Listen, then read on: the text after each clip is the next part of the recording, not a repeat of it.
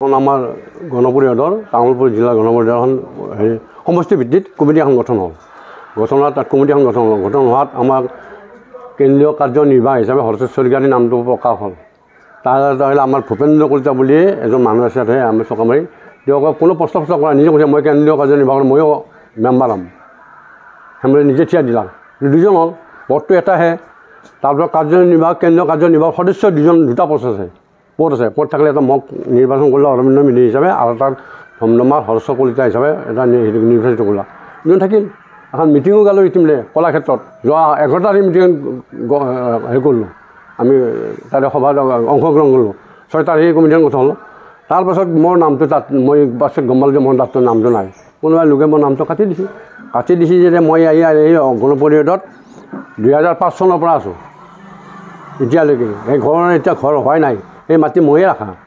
তাত অংশগ্ৰহণ কৰিছিল আমাৰ নৰেন চক্ৰৱৰ্তী ছাৰ আছিল, আমাৰ তামোলপুৰ হায়াৰ ছেকেণ্ডেৰী শিক্ষক, আৰু হেমন্ত তালুক অময়পুৰৰ। তেখেতে ইমান 5 লাখ টকা আনি আমাৰ ঘৰটো প্ৰথম আৰম্ভ কৰিছিল। তেতিয়া মই আছোঁৱেই, মাটি যেতিয়া মই ৰাখছোঁ সেই খাল হিচাপে ৰাখিছিল, তেতিয়াৰ পৰা মই যেতিয়া আছোঁৱেই।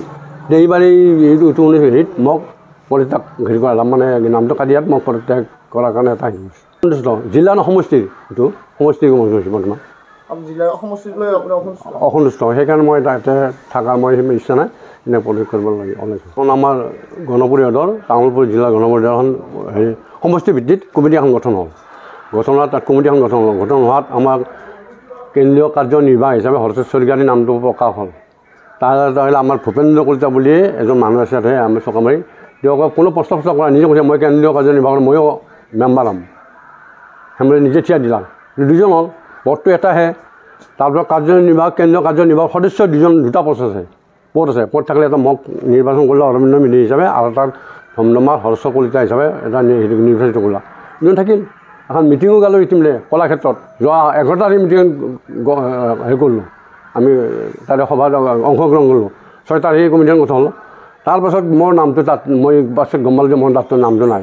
কোনোবাই লোকে মোৰ নামটো কাটি দিছে যে মই এই গণপৰিষদত 2005 চনৰ পৰা আছোঁ এতিয়ালৈকে। এই এতিয়া ঘৰ হোৱাই নাই, এই মাটি ময়ে ৰাখা।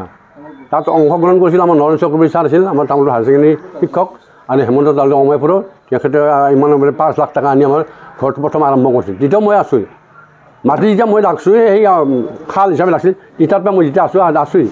এইবাৰ এইটো 19 হেৰিত মোক পদত্যাগ হেৰি কৰা মানে নামটো কাটি দিয়াত মোক পদত্যাগ কৰাৰ কাৰণে এটা সন্তুষ্ট। জিলা সমষ্টিৰ এইটো সমষ্টিৰ বৰ্তমান